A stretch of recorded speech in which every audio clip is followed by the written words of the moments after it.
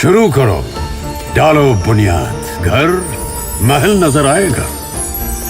Wonder लाइए, wonder अपनाइए, फर्क नजर आएगा। वंडर सीमेंट, फर्क नजर आएगा। नमस्कार, मैं हूं रविंद्र जैन और आप देखना शुरू कर चुके हैं सबकी खबर। मध्य प्रदेश में भ्रष्टाचार को रोकने के लिए, उस पर पाबंदी लगाने के लिए दो बड़ी संस्थाएं हैं। एक लोकायुक्त संगठन है तो और दूसरी ओर ईओडब्ल्यू आर्थिक अपराध अन्वेषण ब्यूरो है। हमने देखा पिछले दिनों कमलनाथ की सरकार ने ईओडब्ल्यू को कई अधिकार दे दिए, छापे मारने के अधिकार दे दिए, रंगे हाथ पकड़ने के अधिकार दे दिए। लेकिन सबसे बड़ी सवाल यह है कि जब ये दोनों एजेंसियां मेहनत करके भ्रष्टाचारियों को पकड़ती हैं, लेकिन सरकार ने एक और कानून बना दिया है और वो कानून ये है कि कितना भी बड़ा भ्रष्टाचारी हो, कितने भी उसके भ्रष्टाचार के उसके खिलाफ सबूत हों, लेकिन जब तक सरकार नहीं चाहेगी, जब तक आप उसके खिलाफ अभियोजन नहीं कर सकते, आप उसके खिलाफ कोर्ट में चालान पेश नहीं कर सकते। आखिर सरकार ने ये नियम क्यों बना दिया? यदि आपको अपनी एजेंसियों पर भरोसा है कि एजेंसी ने सही भ्रष्टाचारी पकड़े होंगे, तो फिर अभियोजन की अनुमति का प्रावधान क्यों किया है? एक ऐसा सवाल है जो निश्चित तौर पर है। वो इसलिए भी है कि हम देख रहे हैं कि लोकायुक्त और ईओडब्ल्यू ने 2014 से लेके अभी तक 274 ऐसे मामले हैं जिन पर अधिकारियों के खिलाफ अभियोजन की अनुमति मांग रखी है। मेरे पास में जो विधानसभा में पिछले महीने जो जानकारी रखी गई है, उसकी ये पूरी सूची मेरे पास है। लगभग 27 विभागों के 274 प्रकरण हैं। इनमें कम से कम आधा दर्जन से ज़्यादा आईएएस अधिकारियों के नाम हैं। एक आईएएस के खिलाफ कई प्रकरण हैं। लेकिन राज्य सरकार 10 साल से इन फाइलों पर कुंडली मारकर बैठी हुई है। जब आपको भ्रष्ट अधिकारियों को प्रोसिक्यूट नहीं करना है, जब भ्रष्ट अधिकारियों को सजा नहीं देनी है, तो फिर लोकायुक्त संगठन बनाए क्यों हैं? क्यों आपने ईओडब्ल्यू का इतना बड़ा इस्टेब्लिशमेंट कर रखा है? क्यों मध्य प्रदेश सरकार के खजाने से यहाँ तनख्वाहें और इतना खर्चा किया जा रहा है? तो ये ऐसे सवाल हैं जो निश्चित तौर पर मध्य प्रदेश की जनता को मथते हैं कि क्या वाकई मध्य प्रदेश में जो सरकारें हैं वो भ्रष्टाचार के खिलाफ हैं क्या? और यदि भ्रष्टाचार के खिलाफ हैं तो अभियोजन की स्वीकृतियाँ क्यों लटका के रखी हैं? क्या एक अधिकारी दूसरे अधिकारी को बचाने के काम में लगा रहता है? ऐसे तमाम सारे सवालों के जवाब लेने में आया हूं वरिष्ठ पत्रकार, देश के, मध्य प्रदेश के जाने माने पत्रकार अरुण दीक्षित जी के पास। अरुण जी, आपका बहुत बहुत स्वागत है। अरुण जी, एक लिस्ट मैंने आपको दी थी कल और मुझे उम्मीद है आपने ये देखी होगी। मध्य प्रदेश में ईओडब्ल्यू और लोकायुक्त, ये संस्थाएं तो बड़ी भारी संस्थाएं हैं, बड़ा नाम है, लेकिन इनके पास ना दांत है ना नाखून है। ऐसा लगता है कि ये पूरी तरह मध्य प्रदेश सरकार पर डिपेंड है।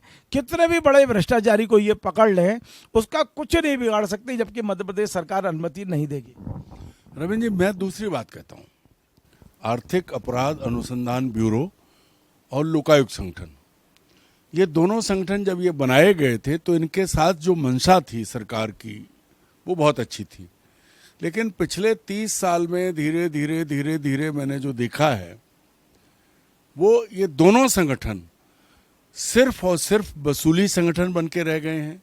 इनके साथ, इनके हाथ में, मैं वर्तमान लोकायुक्त की बात नहीं करता, लेकिन इससे पहले आप भी जानते हैं क्या परिस्थितियां थी। सीधे मुकदमे दर्ज हो रहे थे, सीधे जो कुछ चल रहा था, पुलिस की कोई भूमिका वहां नहीं छोड़ी गई थी। ऐसे ही आर्थिक अपराध ब्यूरो जो है, इसकी भी यही स्थिति रही है कि किसे बचाना है, किसे छोड़ना है, क्या करना है। ये इनके दांत जो हैं, ये दिखाने के, खीसे निपोड़ने के हैं। ये क्या करते हैं? ये वसूली के लिए हैं। जो आप कह रहे हैं, अगर सरकार की मंशा सही होती, सरकार ने एक सिस्टम बनाया है पैरेलल, जो उसका कहना है वो अलग है, जो करना है वो अलग है। अगर इनके भरोसा होता है इनके काम पर और ये सब, तो जो कागज ये जांच के बाद भेजते कि ये अपराधी है, खट से परमिशन आती है, मुकदमा चलता। अब सालों से, 1 दशक से ज्यादा हो गया है, विधानसभा के पटल पे ये जानकारी है कि पटवारी से लेके और आईएएस अफसरों तक के खिलाफ मुकदमा चलाने की अनुमति इन संस्थाओं ने मांगी है और सरकार नहीं दे रही है। सरकार, या तो सरकार जो है जिसका मुख्यमंत्री मुखिया होता है, वो मुख्यमंत्री नहीं समझ पाते, क्योंकि मुख्य सचिव जो होता है, सब प्रशासन तो आईएएस अफसर चलाते हैं, तो वो अपने साथियों को बचाने के लिए इतना खेल खेल लेते हैं कि सरकार की समझ में नहीं आती। या फिर ये सिर्फ दिखाने का खेल है, आप करो, आप पकड़ो, वसूलो, जो कुछ करो करो, और उनसे भी कह दिया कि आप चिंता मत करो, यहाँ कुछ नहीं होगा, लोग रिटायर हो गए। लोगों पर आरोप लगे, बड़े बड़े लोग फंसे हैं। पिछले सालों के आप देख लीजिए, बहुत नाम आए हैं, बड़े काम हुए हैं, लेकिन कहीं कुछ नहीं, किसी चीज़ की वो नहीं है। एक मड़ोताल घोटाला उठाइए, आप याद करिए, दिग्विजय सिंह का समय था, तब मध्य प्रदेश अविभाजित था, तो वो जो हीरा खदान का मामला था वो पहुंचा, गए कहाँ, क्या हुआ? असल बात यह है कि सरकार की मंशा जब अगर हो किसी के खिलाफ कार्रवाई करने की तो ठीक रहती है। सरकार की मंशा जो है, सरकार ने पैरेलल सिस्टम बना रखा है अपने सरकारी कर्मचारियों से वसूली का। तो अरुण जी, मुझे एक बात समझ में नहीं आ रही, जब सरकार की मंशा है ही नहीं है, अभियोजन की स्वीकृति देने की मंशा नहीं है, तो ये बड़े बड़े हाथी पाल के क्यों रखे हैं? क्यों नहीं आप लोकायुक्त को बंद कर देते? क्यों नहीं ईओडब्ल्यू को बंद कर देते? आप चलने दीजिए भ्रष्टाचार। जब आप भ्रष्टाचार के साथ ही खड़े हो गए हो तो फिर ओपनली आ जाओ। नहीं, बिल्कुल सही बात है, कायदे से इन दोनों को खत्म कर दिया जाना चाहिए, जरूरत ही नहीं इनकी। क्योंकि जब ईओडब्ल्यू जांच कर रहा है, मान लिया ईमानदारी से काम किया है, सब जांच किया है, सबूत लाए हैं, और आप उस पर बैठे हुए हो, आदमी रिटायर होकर चला जा रहा है, क्यों? ये क्या मतलब है? आप ये समझिए, मुझे जो लगता है, जो जैसे दिल्ली की सरकार ने केंद्रीय एजेंसियों को अपने दुश्मनों को ठिकाने लगाने के लिए इस्तेमाल किया है, ये बात अब सुप्रीम कोर्ट भी एक तरीके से ये बात कह चुका है। ईडी, सीबीआई, इनकम टैक्स, ये सब जो हैं उनको घेरते हैं। वैसे ही मुझे लगता है कि लोकायुक्त और ईओडब्ल्यू जो है, सरकार के भीतर जो सरकारी कर्मचारियों से ज़्यादा उड़ते हैं, ज़्यादा वो करते हैं, उनको घेरते हैं। अब आप याद करिए, थोड़े दिन पहले पुलिस हाउसिंग कॉर्पोरेशन में एक घपला, एक कॉन्ट्रैक्ट पर इंजीनियर, मतलब कितना करोड़ों की, जिसकी तनख्वाह 30,000 थी, उसकी हैसियत कितनी निकली। थोड़े दिन हंगामा हुआ, फिर कुछ नहीं। क्या हुआ? क्योंकि सरकार की मंशा नहीं है। मंशा सरकार की होती तो अब तक तो क्या होता कि कम से कम 10 अफसर जेल के पीछे होते। इतने बड़े बड़े आरोप हैं। इसमें अरुण जी एक चीज और, मतलब थोड़ा समझने की कोशिश कर रहा हूं आपके अनुभव के आधार पे, कि जो अधिकारी रिटायर हो जाते हैं और अभियोजन की स्वीकृति उनकी पेंडिंग होती है, तो क्या उनके जो अधिकार हैं उनको रोक लिए जाते हैं या उनकी पेंशन रोकी जाती है? होता क्या है? या इनको जानबूझकर रिटायरमेंट के लिए सेफ पैसेज दे दिया जाता है कि आप रिटायर होकर अपने आराम से कहीं भी एडजस्टमेंट करिए, कहीं भी रहिए, अब आपके खिलाफ अभियोजन की अनुमति नहीं होगी? नहीं, आमतौर पर तो ये है कि जिस पर कोई आरोप है, अभियोग है या मुकदमा चल रहा है, तो उसका जो मुकदमे की परमिशन ही नहीं दी है तो मुकदमा चलेगा कैसे? तो ये जांच ही हुई है।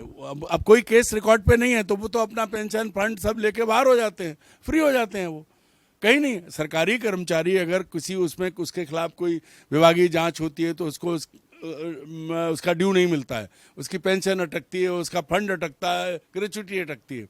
लेकिन अफसरों को आप जब उनके खिलाफ कोई फैसला ही नहीं है, जांच हुई है, वो मुकदमा तो है नहीं, जांच करके लोकायुक्त के पास है। और एक और चीज़ है, अगर सरकार चाहती तो सरकार का इकबाल इतना बड़ा होता है कि भ्रष्टाचार से के आरोपों वाले लोग, उनकी जो है ऐसी तैसी हो जाती है, अगर सरकार की संस्थाएं कायदे से पकड़ लें। और ऐसा नहीं कि नहीं हुआ है, देश में कई उदाहरण हैं। लेकिन यहाँ क्या है, अब मैं आपको लोकायुक्त की संस्था का दूसरा पहलू बता रहा हूँ। मुझे केस अच्छे से मालूम है। इस रीवा के एक डॉक्टर का केस था, उसके खिलाफ प्राथमिक जांच करके रख ली, कोई जांच नहीं हुई। 8 साल तक मामला लटका रहा, जांच ही नहीं हुई। क्यों? क्योंकि जांच होती तो वो क्लियर हो जाता है। मंशा उसको दबा के उससे वसूली करने की थी। वहां पर एक ईमानदार डीजी पहुंचे, उन्होंने जब सिस्टम ठीक करने की कोशिश की, तो आप समझिए कि सरकार ने, तब शिवराज सिंह मुख्यमंत्री थे, जिस डीजी की सबसे ज्यादा मन से तारीफ करते थे, उस डीजी को लोकायुक्त के कहने पर इसलिए हटा दिया क्योंकि वो व्यवस्था ठीक करना चाहते थे। बड़ा विवाद हुआ था। वो डॉक्टर बिना बात के, गलत ढंग से, दोनों तरफ से। कैलाश मकवाना जी की बात कर रहे हैं? नहीं, मैं किसी का नाम नहीं लेता, नाम लेने का कोई औचित्य नहीं है। लेकिन बात यह है कि जहां ये चीजें हो रही हों, उदाहरण है, तो आपकी संस्थाएं कर क्या रही हैं? आपकी संस्थाएं, ये संस्थाएं भी वसूली संस्थाएं बन रही हैं। एक और बात बताता हूं आपको। अब ईओडब्ल्यू का ले लीजिए। जल संसाधन विभाग का एक मामला दर्ज हुआ था ईओडब्ल्यू में। 2 इंजीनियरों का मामला था। एक इंजीनियर ने एक प्रस्ताव बनाया, सारा तैयार किया, दूसरे ने उसे संसूचित कर, उसको अप्रूव करके आगे बढ़ा दिया, इंडोर्स कर दिया। अब जब उसमें ईओडब्ल्यू ने मुकदमा दर्ज कर लिया तो जिसने प्रस्ताव बनाया, सब तैयारी की, उसको छोड़ दिया। जिसने उसको इंडोर्स कर दिया तो उस पर मुकदमा चला रहे हैं। क्यों? मतलब ये जो हो रहा है, और उसको छोड़ा ही नहीं गया। ईओडब्ल्यू ने क्लीन चिट देके उस आदमी को रिटायरमेंट के बाद यही सरकार लाके जल संसाधन विभाग में ईएनसी बना के बैठाए हुए। दूसरे अफसर जो हैं, जो उस पद के दावेदार हैं, बेचारे मुकदमा लड़ रहे हैं। लेकिन ईओडब्ल्यू ने क्लीन चिट उसको दे दी जो मुख्य अभियुक्त है, और वो अभियुक्त बना हुआ है जो जिसने सिर्फ अपने मातहत के की फाइल को आगे बढ़ाया। तो अब इसमें ईओडब्ल्यू को क्या कहेंगे आप कि एक पे मुकदमा उस पे चला है? तो ये जो एजेंसियां हैं दोनों, इनकी भी जो है अब साख वो नहीं रही है। लोकायुक्त और ईओडब्ल्यू दोनों पर ऐसे सवाल उठे हैं कि ये भी अपनी सुविधा से चीजें खेलते हैं, और सरकार तो सरकार है, उसको नहीं देना है। अब इसमें जो आईएएस अफसरों के नाम हैं आप देखिए ना, बड़े बड़े पदों पे बैठे हैं। शिवशेखर शुक्ला हैं, कविंद कियावत रिटायर हो गए हैं, और एक अरुण कोचर वो आईएएस नहीं थे, एक श्रीवास्तव जी हैं वो आईएएस थे, एक सिंह साहब हैं, अखिलेश श्रीवास्तव जी का सिंह साहब हैं, ये सब रिटायर हो गए। अब ये घर चले गए। आप क्या कहें, आप क्या करना चाहते हो? भ्रष्टाचार की बात न तो सरकार के मुंह से अब अच्छी लगती है, क्योंकि सरकार चाहे जो कागज आज आपके हाथ में है वो तो सरकार के पास तो बहुत साल से होगा। 2014 की पेंडिंग है। इस बीच में तो शिवराज सिंह चले गए, कमलनाथ चले गए 1.25 साल रह के, और मोहन यादव जी को भी 10वां महीना चल रहा है। कोई नहीं देख रहा, किसी की इच्छा ही नहीं है। और ये एजेंसियां, ये दोनों एजेंसियां, इन्होंने अपनी साख खोई है, ये वसूली का जरिया बनी है। एक और किस्सा मैं बताता हूं आपको। एक अफसर के खिलाफ 2013 में जांच हुई, विभागीय जांच हुई, मामला खत्म हो गया। लोकायुक्त ने भी जांच की, खत्म कर दिया। एक ही आदमी शिकायत करता, उसी की दूसरी शिकायत पे 2023 में मुकदमा दर्ज कर लिया गया। उसके खिलाफ भ्रष्टाचार का मुकदमा सीधे बिना जांच के। मैंने खुद उस संदर्भ में बात की थी, तो मुझे कहा गया कि अगर इतना साफ पाक साफ है तो हाईकोर्ट चले जाइए। और वो अफसर हाईकोर्ट गया और हाईकोर्ट ने सब रद्द कर दिया। तो ये जब होने लगे, जब ये चीजें होने लगे, तो फिर इन संस्थाओं का तो कोई औचित्य बचता ही नहीं है। अरुण जी, एक आखिरी सवाल है, और ये बड़ा महत्वपूर्ण सवाल है मेरा। वो ये है कि ये जो मेरे पास लिस्ट है जो विधानसभा के पटल पर रखी गई है, 274 मामले इसमें 10 साल के हैं, जो अगस्त 2024 तक के ये पूरे मामले हैं। आपको लगता है कि इस 274 मामलों में 400 करीब अधिकारी होंगे, 300-400 अधिकारियों के नाम होंगे? आपको लगता है कि इनकी अभियोजन की स्वीकृति रोकने में भी एक बहुत बड़ा व्यवसाय है, बहुत बड़ा धंधा है, बहुत बड़ी वसूली है? वो अधिकारी चाहता है कि उसके जीते जी कम से कम इस डेट को आगे बढ़ाते जाओ, अभियोजन की अनुमति मत दो, वो अपना जीवन कम से कम निकाल ले। और यदि आपने अनुमति दे भी दी तो आज उम्र उसकी 74 है, 75 है, क्या बुढ़ापा, जिंदगी भर उसने नौकरी की, बुढ़ापा उसको कोर्ट में काटने जाएगा? तो ये जो इतना लंबा, जो एक तरह से लटका के रखने के भी पैसे मिलते हैं, आपको लगता है? मैं वो बात को ये कह रहा था, ये व्यवस्था आप सीधे सीधे कह रहे हैं हर स्तर पे। पहले मैं स्पष्ट कहता हूं कि ऐसा नहीं कि सब मुकदमे गलत होते हैं, लेकिन ये जो वसूली का खेल चलता है इन दोनों विभागों से, उसमें पहले ऐसे ही पीई दर्ज कर ली जाती है, उसके आड़ में धमकाते हैं। और अगर सच में ट्रैप केस हुआ, पकड़े गए, सब कुछ हुआ, तो कितने कन्विक्ट करा पाए? क्योंकि फिर जो ट्रैप होता है वो तो उस्ताद होता है, अगर पकड़ा गया पैसे लेते हुए तो उसमें तो कुछ नहीं हो सकता। फिर उसको सरकार के बैठे अफसर बचाते हैं, उसके विभाग के अफसर बचाते हैं, और इनसे भी नहीं बचा तो फिर सरकार में जहां अनुमति देनी है मुकदमा चलाने की, वो हो जाता है। क्या इसमें ऐसा संभव नहीं है कि सीनियर अधिकारियों की 4-5 अधिकारियों की कमेटी बनाई जाए और उसको 3 महीने का टाइम दिया जाए कि आप इसके गुण दोष के आधार पर आयोजन की या तो स्वीकृति दें या इसको रद्द करें, ताकि जो अधिकारी फंसा पड़ा हुआ है वो रोज जीने और रोज मरने से तो कम मुक्ति पाएगा, या तो प्रोसिक्यूट होगा या वो क्लीन चिट लेके घर बैठेगा। इसका निर्णय सरकार क्यों नहीं करती? 10 साल से घुट घुट के लोग मर रहे हैं, उनकी मनस्थिति नहीं समझ सकते क्या? मैं एक दूसरी बात कहता हूँ रविंद्र जी, आप हाई कोर्ट के रिटायर्ड जज को, सुप्रीम कोर्ट के रिटायर्ड जज को लोकायुक्त बनाते हैं, तो उन पे भरोसा कीजिए ना। उनकी अगुवाई में लोकायुक्त संगठन चलता है, फैसला वो करते हैं। अगर उनकी जांच और सारे पहलुओं की जांच के बाद अगर उन्होंने पाया कि आदमी दोषी है तो उन्हें मुकदमा चलाने दीजिए। आप बीच में आते क्यों हैं? मुकदमा तो अदालत में ही जाएगा, लोकायुक्त मुकदमा ही तो पेश करेगा, उसको रोक क्यों रहे? आपका कहना है कि अभियोजन की स्वीकृति लेने का प्रावधान ही समाप्त किया जाना चाहिए, जैसे थाने वाला कभी नहीं लेता है।